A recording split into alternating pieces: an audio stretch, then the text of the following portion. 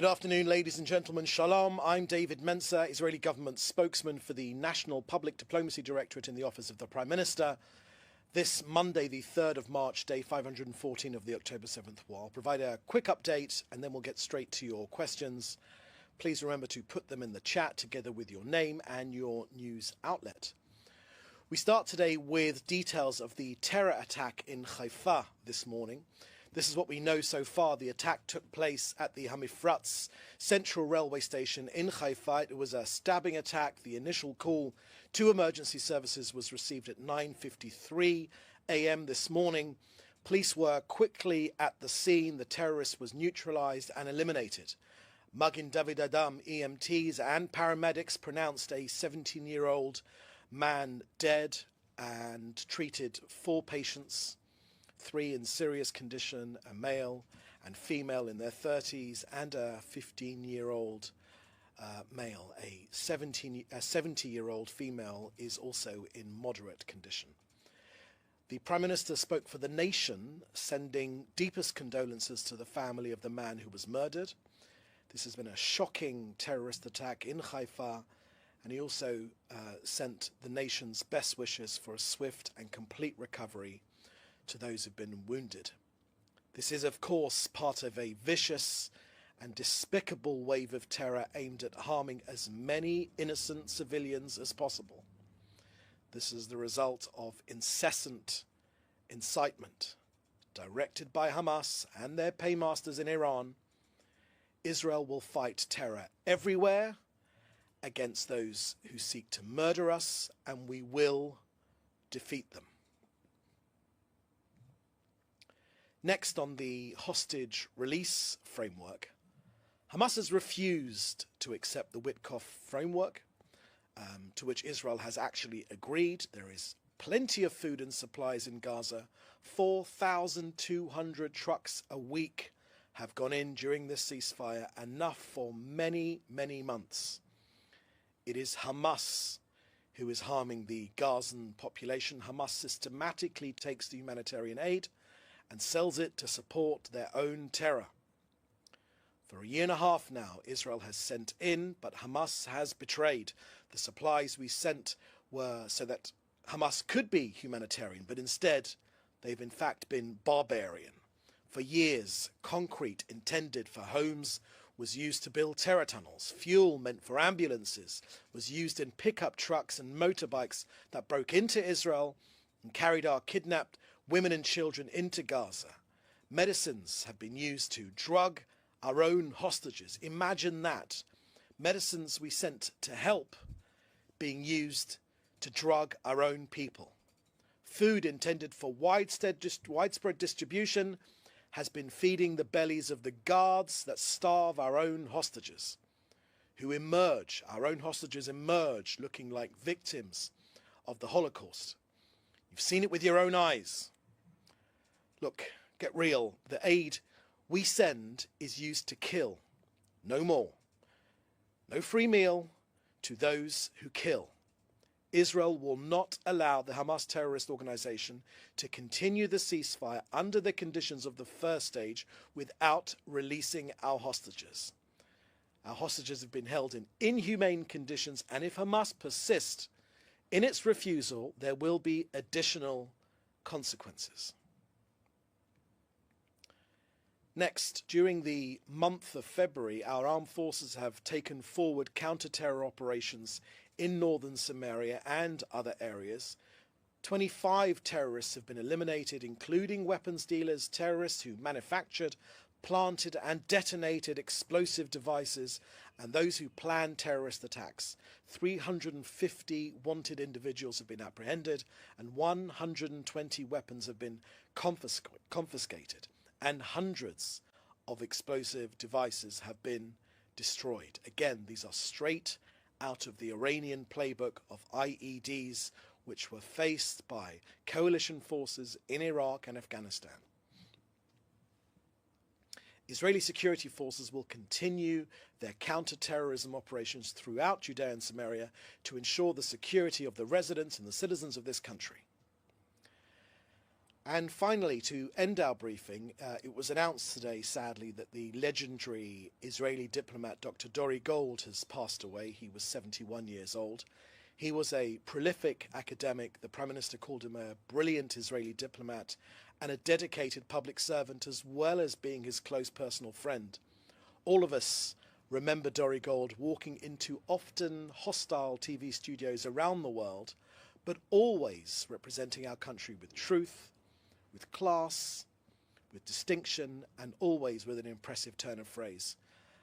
As Israel's ambassador to the United Nations, as Director General of the Foreign Ministry, but always with a true love for Israel. With his sharp analytical skills, he was hugely instrumental actually in the Abraham Accords with Arab countries, and was frequently a go-between with our Arab neighbours.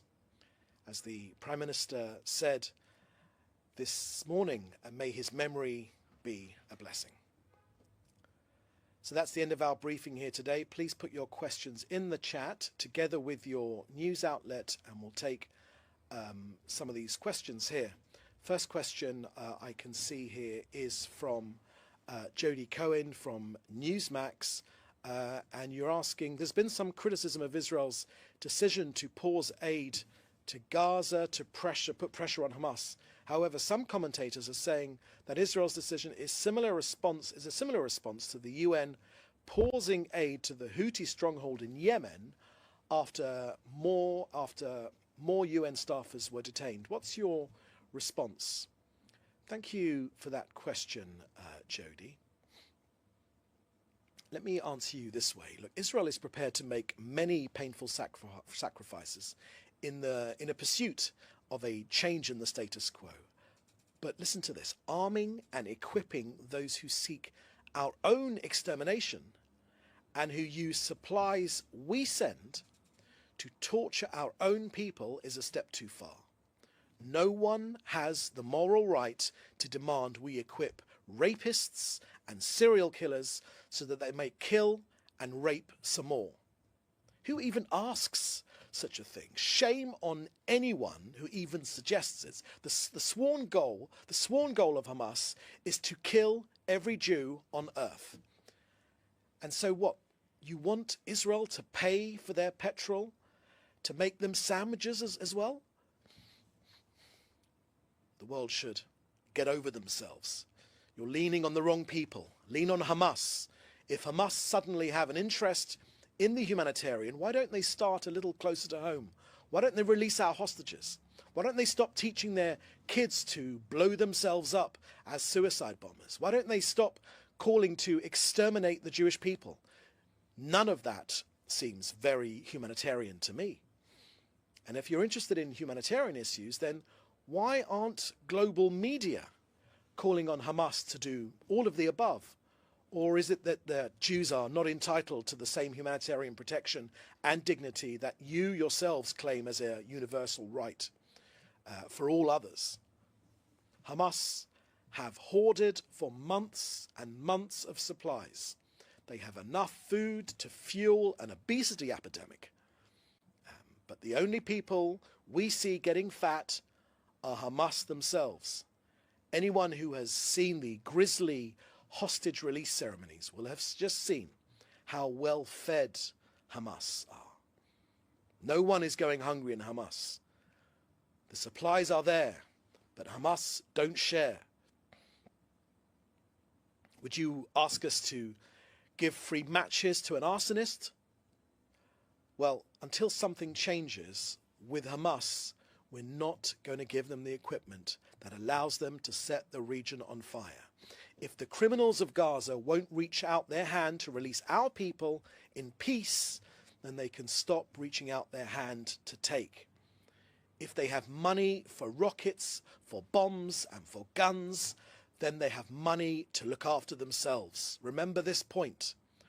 Not only have the goods sent into Gaza been turned into weapons of war, it has freed Hamas to focus on terrorism rather than fulfill the basic responsibility they have to look after their own people. If there's to be any hope in this region, then the world must stop giving Hamas a helping hand. Anyone who wants to end this war will support these timely measures. So we say it again and again. We give aid and then we get betrayed. We give aid and then they throw a grenade. And when they say supplies, it's all lies. There is no free meal for those who wish to kill us. Next question from David Clement at the News Forum in Canada. Critics of the move to restrict aid have accused Israel of violating international law. What's the Prime Minister's office response to those allegations? Thank you for that question, David. I think I've just given a fairly detailed answer to that question. There is no there is no breach of international law, including on the Geneva Convention. Hamas are using aid to fuel their own terror campaign against this country. They are already trying to fire rockets at us again. They've fallen inside Gaza this time. We will not allow them to use aid to threaten their own people and Israel as well. Next question from Mark Weiss at Khan Radio, and you're asking about electricity and water supplies to Gaza. Thank you, Mark. I've answered that question quite comprehensively. Next question from Joel Pollack at Breitbart News. Was the recent video by the Prime Minister Netanyahu thanking President Trump for his assistance an attempt to draw a contrast with Ukrainian President Volodymyr Zelensky? And thank you for that question, Joel. Let me answer you this way, Joel.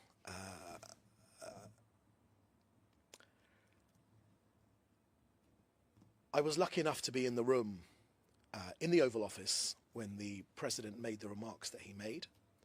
I was lucky enough to have seen with my own eyes the welcome which President Trump made to this country. Prime Minister Netanyahu was the very first international leader which was welcomed in this second term. And I was lucky enough and honoured enough to see the welcome which our Prime Minister received at every single step when he went around the US to visit different parts of the administration. In the Pentagon, in Congress, from cross-party members as well.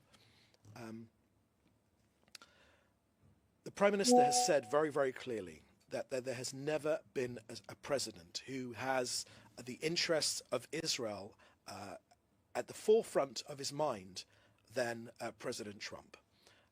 Israel, as you know, the Jewish people, the root of the word Jewish of Jews is hoda'ah, which means Yehuda, which means to be thankful. We are a thankful people, and we are thankful for the support of the past administration and certainly of this administration. And the Prime Minister has made that abundantly clear. That was why he released that video. Where there have been blockages in arms deliveries to allow us to defend ourselves, President Trump has unblocked them.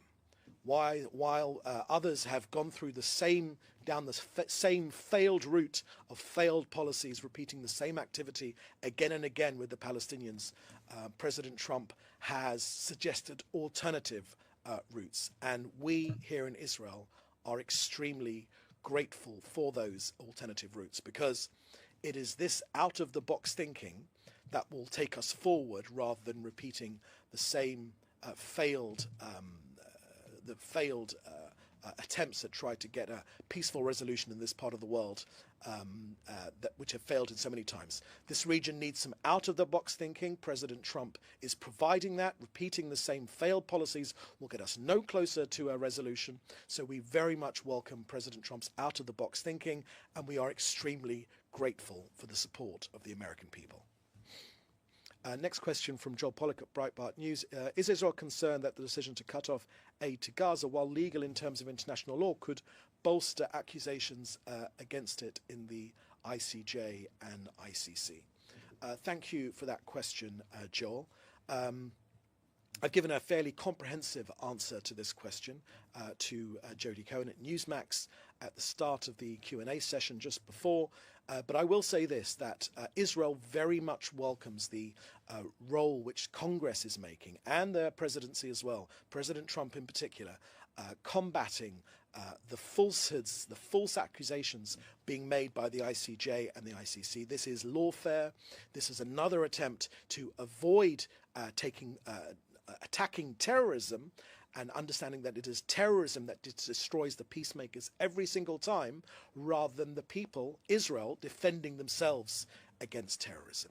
These ICJ and these ICC rulings, they simply mean to support Hamas. They support Hamas. They want Hamas to win. But we are here to stop that happening. Okay, that is the last question we have here today. Thank you for joining us. We'll have another briefing later in the week. You can contact us in the usual way for questions or for interviews. So please do stay safe, and we'll see you next time. Thank you very much. Bye-bye.